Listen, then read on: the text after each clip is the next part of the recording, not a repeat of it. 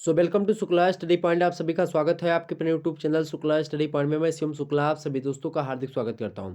दोस्तों, मैं आपको बता दूं कि इसके बाद में जितने भी पेपर आपके अवेलेबल करवाए जाएंगे जो है प्रीवियस ईयर क्वेश्चन पेपर के, वो आपके एमए करियर चैनल अर्थात जो दूसरा मेरा चैनल है उस पर मैं अपलोड करूंगा। उस पर आप सभी लोग मतलब पेपर के देख सकते हैं 2013, 14, 15, 16, 17, 18, 19, 20 के जो प्रीवियस ईयर क्वेश्चन पेपर है वो जो है आपके एमए करियर चैनल पर मिलेंगे। तो आप सभी लोग जाकर के उस चैनल को सब्सक्राइब कर लीजिएगा और उस चैनल पर उस पेपर को मतलब आंसर पेपर को देखें। ओके, यहाँ पर शिक्षा शास्त्र का पेपर आज की वीडियो के अंदर हम लोग डिस्कस करेंगे। 2013 में जो पूछे गए बहुत सारे प्रश्न थे, उन प्रश्नों को हम लोग इस वीडियो के अंतर्गत देखने का प्रयास करेंगे, ठीक है। और ये प्रश्न जो होंगे ये आज तो शुक्ला डी पॉइंट पर हो रहे हैं, बाकी चैनल दूसरे चैनल पर आप मेरे देख सकते हैं एमए करियर पर, और भी सब्जेक्ट के वहाँ पर सोशियोलॉजी, हिंदी साहित्य और प्राचीन इतिहास इन सभी के, पॉलिटिकल साइंस इन सभी के जो है previous year question paper upload कर दिए गए 2015 के। आप लोग उनको देख लीजिएगा। इसी प्रकार से 16 के, 17 के, 18 के, 19 के सभी के देने का प्रयास करूंगा, ठीक। तो बी ए सेकंड ईयर थर्ड ईयर वालों आप लोग फटाफट से जाकर के वहाँ पर देख सकते हो। यहाँ पर प्रीवियस ईयर जो है क्वेश्चन पेपर देखने का प्रयास किया जाएगा 2013 में जो पूछे गए प्रश्न है एग्जाम्स में और विभिन्न यूनिवर्सिटीज के, तो उन सभी को हमने इसमें सहायता करने का प्रयास किया है।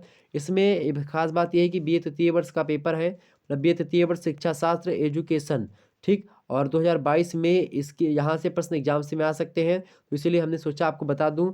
यहाँ पर देखेंगे जो है पेपर 1, पेपर 2, पेपर 3, और पेपर 3 में जो 2 भाग हैं, 3 भाग हैं, उन सभी को समाहित करने का प्रयास किया गया। मतलब कि एक ही वीडियो में आपके तीनों पेपर के बारे में बताऊंगा, ठीक है।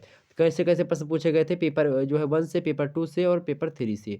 ओके, चलिए। तो बी ए तृतीय वर्ष शिक्षा शास्त्र 2013 में पूछे गए प्रश्न जो है उनको मैं बताने का प्रयास करता हूँ। प्रश्न पत्र जो है एक देख लेते हैं पहले। शिक्षा में नवाचार पेपर 1 का आपके नाम है। देखेंगे नोट में क्या लिखा था कि यह प्रश्न 2 खंडों में विभक्त है। ये 2013 में 2 खंडों में पेपर पेपर विभक्त होता था। धीरे धीरे 3 खंडों में विभक्त होगा। अति लघु उत्तरीय प्रश्नों को रखा गया उसमें। फिर तो खंड आ से किन्हीं 3 प्रश्नों के आपको करने होते थे और खंड बा से किन्हीं 5 प्रश्नों के उत्तर करने होते थे। खंड आ में देखेंगे दीर्घ उत्तरीय टाइप के प्रश्न पूछे गए थे, ठीक है। देखेंगे पहला प्रश्न था कि शैक्षिक नवाचार में क्षेत्र को स्पष्ट कीजिए। क्या शैक्षिक नवाचार में क्षेत्र को स्पष्ट कीजिए, पहला प्रश्न पूछा गया था। अगला प्रश्न आपसे पूछा गया था कि शैक्षिक तकनीकी के उद्देश्यों की क्या करें भाई, विवेचना करने को लेकर के प्रश्न पूछा गया था। बढ़िया प्रश्न था, एग्जाम से आ सकता है। अगला प्रश्न मुक्त विश्वविद्यालय को लेकर के एग्जाम से लगातार प्रश्न बनता है, तो इसको पढ़ लीजिएगा। इसकी विशेषताओं का वर्णन करने के लिए प्रश्न पूछा गया था। अगला प्रश्न आपसे एग्जाम से में आया था मेरे प्यारे दोस्तों, क्या आया था कि सूक्ष्म शिक्षण से आप क्या समझते हैं, सूक्ष्म शिक्षण की उपयोगिता का उल्लेख कीजिए। बढ़िया प्रश्न था। अगला प्रश्न पूछा गया था कि परीक्षा व्यवस्था में सुधार पर अपना दृष्टिकोण स्पष्ट कीजिए। ये भी प्रश्न पूछा गया था आपसे। अगला प्रश्न पूछा गया था कि सामुदायिक सेवा के उद्देश्यों को स्पष्ट कीजिए, तो ये भी प्रश्न इंपॉर्टेंट है। ये 6 प्रश्न थे। इन 6 में से आपको कितने करने थे भाई, 3 प्रश्न छांटने थे। बाकी जो है आपको खंड बा में प्रवेश करना था। और यहाँ के जो दीर्घ उत्तरीय टाइप के प्रश्न इनको 5 शब्दों में आपको लिखना होता था। और जो ये जो है लघु उत्तरीय टाइप के प्रश्न है इनको आपको कितने शब्दों में, 200 शब्दों में। ओके, यहाँ पर थोड़ा सा और समझेंगे हम। लघु उत्तरीय में कैसे प्रश्न पूछे गए थे पेपर 1 से भाई, पेपर 1 से शिक्षा में नवाचार को लेकर के प्रश्न था कि व्यक्तिनिष्ठ अनुदेशन प्रणाली को क्या करें भाई, स्पष्ट करने को लेकर के प्रश्न पूछा गया था। अगला प्रश्न आया था कि संक्षेप में विशिष्ट बालकों के प्रकार को स्पष्ट कीजिए। अगला प्रश्न था कि शिक्षा में इंटरनेट की भूमिका को भी स्पष्ट कीजिए। तो इन सभी प्रश्नों के उत्तर को मैं देने का प्रयास करूंगा आपके चैनल पर, इसी पर मतलब कि शुक्ला डी पॉइंट पर ही। बाकी प्रीवियस क्वेश्चन पेपर आप जो है एमए क्रिकेट पर देखिएगा, एमए क्रिकेट चैनल को सब्सक्राइब कर लीजिएगा। ओके, अगला प्रश्न यहाँ पर देखेंगे जो है कुसमायोजित बच्चों की जो है शिक्षा पर संक्षिप्त निबंध लिखिए। ये भी इंपॉर्टेंट है।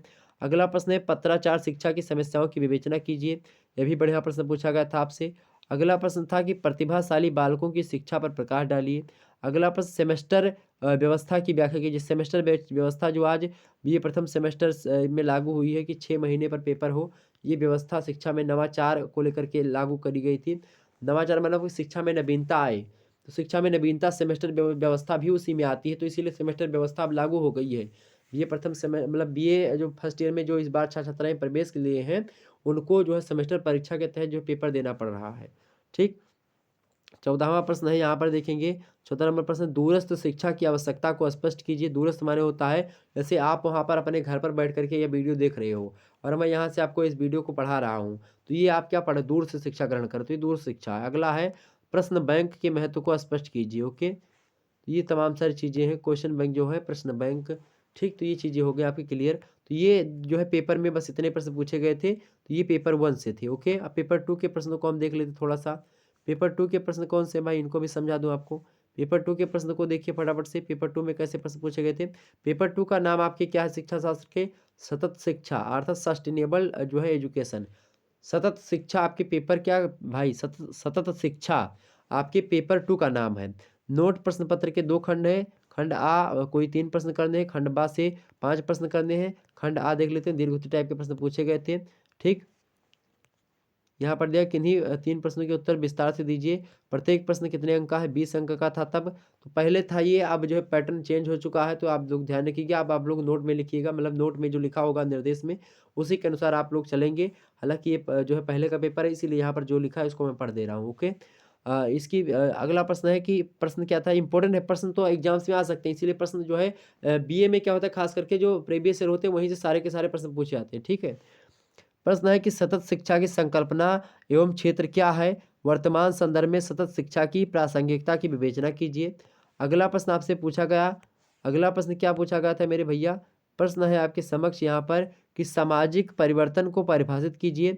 सामाजिक परिवर्तन में सतत शिक्षा की भूमिका को स्पष्ट कीजिए कि शिक्षा के द्वारा किस प्रकार से समाज में परिवर्तन होता है, इसको आपको बताना था। अगला प्रश्न है जनसंख्या शिक्षा से क्या तात्पर्य है? भारत में इसकी प्रमुख समस्याओं को बताने के लिए प्रश्न पूछा गया था। इन समस्याओं के प्रभावी समाधान बताइए। तो ये प्रश्न था, इम्पोर्टेंट था। अगला प्रश्न है इम्पोर्टेंट कि अभिभावक अभिभावक शिक्षा के संप्रत्यय की व्याख्या कीजिए। भारतीय दर्शन में माता पिता की शिक्षा की विषय वस्तु की विवेचना कीजिए। अगला प्रश्न पूछा गया था एग्जाम्स में आपके 2013 के पेपर में कि मूल्य शिक्षा की अवधारणा को स्पष्ट कीजिए। बच्चों के मूल्य के विकास में विद्यालय तथा समाज की क्या भूमिका है, विवेचना कीजिए। लिखने के समय आपको क्या करना है, सबसे पहले आपको मूल्य शिक्षा हेडिंग डाल लेना है। इसके बारे में, इसके अर्थ को, इसकी परिभाषा को बताना है। उसके बाद में बच्चों में मूल्यों का जो विकास हुआ है, पहले विद्यालय के माध्यम से कैसे हुआ है, विद्यालय के माध्यम से बच्चों में मूल्यों का विकास कैसे हुआ है, उसके बाद में समाज के माध्यम से बच्चों में मूल्यों का विकास, दोनों हेडिंग आपकी पढ़ी होनी चाहिए, तो आपको मतलब आपका उत्तर पूरा होगा। अगला प्रश्न है वर्तमान भारत में प्रौढ़ शिक्षा की आवश्यकता पर प्रकाश डालिए और देश की मतलब देश में इसकी असंतोषजनक प्रगति के कारण भी बताइए कि वर्तमान समय में जो प्रौढ़ शिक्षा है उसकी आवश्यकता क्या रही है, उसके बारे में बताना है। ओके, और इसकी असंतोषजनक प्रगति के कारण भी आपको समझाना है। अगला यहाँ पर जो है खंडवा से प्रश्न आए थे, कौन कौन से लघु उत्तरीय में पूछे गए थे, इनको देख लीजिएगा। यहाँ पर किन्हीं 5 प्रश्न के उत्तर देने, प्रत्येक प्रश्न के उत्तर कितने नंबर का है भाई? तो 8 नंबर का एक प्रश्न है। अगला प्रश्न है यहाँ पर सतत शिक्षा अर्थात सस्टेनेबल एजुकेशन तथा सामाजिक परिवर्तन सोशल चेंज में के बीच में संबंध की विवेचना कीजिए। इन दोनों के बीच में क्या संबंध है? अगला प्रश्न है मूल्य संकट क्या है, इसे कैसे रोका जा सकता है? मोस्ट इंपोर्टेंट प्रश्न है। अगला है नैतिक बोध से आप क्या समझते हैं? बढ़िया प्रश्न था। अगला प्रश्न पूछा गया था कि जनसंख्या शिक्षा की क्या आवश्यकता है, इसका आर्थिक विकास एवं स्वास्थ्य पर क्या प्रभाव पड़ता है, इसको भी बताएं। अगला प्रश्न इंपॉर्टेंट था, पूछा गया था आपके एग्जाम से में 2013 में कि अवकाश काल से आप क्या समझते हैं, भी इम्पोर्टेंट प्रश्न है। अगला प्रश्न था कि अपव्यय का अर्थ एवं कारण स्पष्ट कीजिए, क्या अर्थ है। अगला प्रश्न था कि महिला शिक्षा के पिछड़ेपन के क्या कारण है, आप बताइए, ये भी इम्पोर्टेंट प्रश्न है। अगला प्रश्न था कि सतत शिक्षा में एक माध्यम के रूप में शैक्षिक दूरदर्शन की उपयोगिता पर टिप्पणी लिखिए। अगला प्रश्न था मेरे भाई, अगला प्रश्न क्या था कि दहेज प्रथा पर एक संक्षिप्त टिप्पणी लिखिए। अगला प्रश्न था कि बाल विवाह का अर्थ क्या है, बाल विवाह के कारणों का उल्लेख कीजिए। तो ये 5 प्रश्न मतलब कि 10 प्रश्न इंपॉर्टेंट थे, इनमें से 5 प्रश्न आपको करने थे। तृतीय प्रश्न देख लेते हैं भाई। तृतीय प्रश्न पत्र जो है उसमें 2 खंड है, उनको खंडों को समझ लेते हैं हम। 2 या 3 खंड है, जो भी खंड है हम उनको समझते हैं। तो खंड आज जिसका नाम क्या भाई, तो कुछ मतलब कि क्या होता है तृतीय मतलब बीएस थर्ड ईयर में जो है शिक्षा शास्त्र में, जब आप शिक्षा शास्त्र विषय वस्तु लेते हैं तो उसमें आपको जो पेपर 3 होता है उसके उसमें जो है चॉइस के हिसाब से होता है, जैसे कि आपको जो पसंद हो, चाहे खंड आ पढ़ना है आपको तृतीय प्रश्न पत्र का तो वो लीजिए, वहाँ से आपको मतलब पूछा जाएगा पेपर। चाहे आप जो है खंड बा लीजिए, तो ऐसे ऐसे जो है आप कुछ भी मतलब कि जो आपको पसंद हो, जो आपको सस्ता लगे वो आप पढ़ सकते हैं। ठीक है, तो एक ही पढ़ना है चाहे जो है जो हो। तो ये भाई आप देखिएगा। प्रश्न क्या था, तो भारतीय शिक्षा की समस्याओं को लेकर के यहाँ पर 3 प्रश्नों के उत्तर दीर्घ उत्तरीय के देने हैं और 2 मतलब कि 5 प्रश्नों के उत्तर लघु उत्तरीय के देने हैं। दीर्घ टाइप का जो प्रश्न है खंड आ में है, इसको देखिए। भारत की प्राथमिक शिक्षा की प्रमुख समस्याएं लिखिए, मतलब लिखिए, इन्हें दूर करने के उपाय भी बताइए। बढ़िया प्रश्न था। अगला प्रश्न एग्जाम से पूछा गया था, एग्जाम से अभी बन सकता है प्रश्न। प्रश्न क्या है मेरे भाई? प्रश्न है आपका कि माध्यमिक शिक्षा की कौन सी समस्याएं हैं, उनका समाधान लिखिए। माध्यमिक शिक्षा की कौन कौन सी समस्याएं, इसको बताने का प्रयास करें। अगला प्रश्न था कि उच्च शिक्षा की दोषपूर्ण परीक्षा प्रणाली की समस्या का वर्णन कीजिए और उसे दूर करने हेतु अपने जो सुझाव हैं आपके, उसको लिखिए। ऐसा प्रश्न पूछा गया था। अगला प्रश्न पूछा गया था कि स्त्री शिक्षा का महत्व स्पष्ट कीजिए। अगला प्रश्न था मेरे भाई कि छात्र असंतोष का क्या अर्थ है? भारत में छात्र असंतोष की समस्या का विवेचना एवं समाधान प्रस्तुत करें। अगला प्रश्न था आपके एग्जाम से पूछा गया था कि भारत में प्राविधिक शिक्षा में अनेक समस्याएं हैं, समस्याओं का वर्णन करते हुए उन्हें दूर करने के उपाय बताइए। तो ये प्रश्न थे जो है दीर्घ उत्तरीय के। अगला प्रश्न जो है अगला टाइप का था लघु उत्तरीय। लघु उत्तरीय प्रश्न क्या गया था? 5 प्रश्न आपको करने, 10 प्रश्न दिए हैं। प्रश्न था पहला कि प्रौढ़ शिक्षा की प्रमुख समस्याएं बताइए। अगला प्रश्न था कि शिक्षा में भाषा की समस्या बताइए। अगला प्रश्न था कि मूल शिक्षा का अर्थ बताइए। अगला प्रश्न आया था कि राष्ट्रीय एकता में बाधक तत्व कौन कौन से, इसको बताइए। अगला प्रश्न आपसे पूछा गया था मेरे प्यारे दोस्तों कि राष्ट्रीय शिक्षा आयोग जो 1964-65 में आया था, उसका क्या उद्देश्य था, उसको आपको बताना था। अगला शिक्षा में अपव्यय क्या है, इसको आपको समझाना था। अगला प्रश्न पूछा गया था कि नवीनतम शिक्षा नीति जो 2000 मतलब 1986 में आई है, उसके बारे में पूछा गया था। अब 1986 का नहीं पूछा जाएगा, अब 2000 जो एक प्रकार से शिक्षा नीति आई है 2020 में, वो शिक्षा नीति से प्रश्न आएंगे। ओके। अगला प्रश्न है कि भारत की पूर्व प्राथमिक शिक्षा के बारे में आपको बताना है। तो अब ये जो पेपर 2 है जो है, ये समस्याएं, वर्तमान समस्याएं भारतीय शिक्षा की, अब ये जो है फर्स्ट सेमेस्टर में भी आपको पढ़ने को मिलता है। ओके। तृतीय प्रश्न पत्र का खंड बा देख लेते हैं भैया। खंड बा जो है उसका नाम क्या है? खंड बा का आपका नाम है शैक्षिक मापक मापन। क्या नाम है भाई तृतीय प्रश्न पत्र का? शैक्षिक मापन, मूल्यांकन एवं सांख्यिकी। अब ये शिक्षा शास्त्र का जो पेपर 2 है ना, अब उसका नाम ये है। ओके, ये बात ध्यान रखेंगे। अगला यहाँ पर तृतीय प्रश्न पत्र का जो खंड बा है, इसको देख लेते हैं। भाग 1 का आ से 2 प्रश्नों को करना है। भाग 1 के बा से एक प्रश्न मतलब एक प्रश्न के उत्तर देना है आपको। तो भाग आ 1 के आ से आपको कितने 2 प्रश्न करने हैं, और भाग बा के जो बा है उससे कितने प्रश्न करने, एक ही प्रश्न करने हैं। ठीक, ये बात ध्यान रखेंगे। प्रश्न है कि शिक्षा के मूल्यांकन से क्या अभिप्राय है? मूल्यांकन के क्षेत्रों की विवेचना कीजिए। तो ये प्रश्न आपको करना था, बस इनमें से 2 प्रश्न करने हैं। अगला था कि परीक्षण मतलब कि परीक्षण निर्माण के समान सिद्धांतों को विस्तार से बतलाइए। अगला प्रश्न था कि एक अक्षय परीक्षण की विशेषताओं की विवेचना कीजिए। अगला प्रश्न है कि उपलब्धि परीक्षण की मुख्य विशेषताएं क्या हैं, उदाहरण सहित स्पष्ट कीजिए। तो ये इंपॉर्टेंट प्रश्न थे किससे? जो है दीर्घ टाइप के जो है भाग 1 के जो है आ से।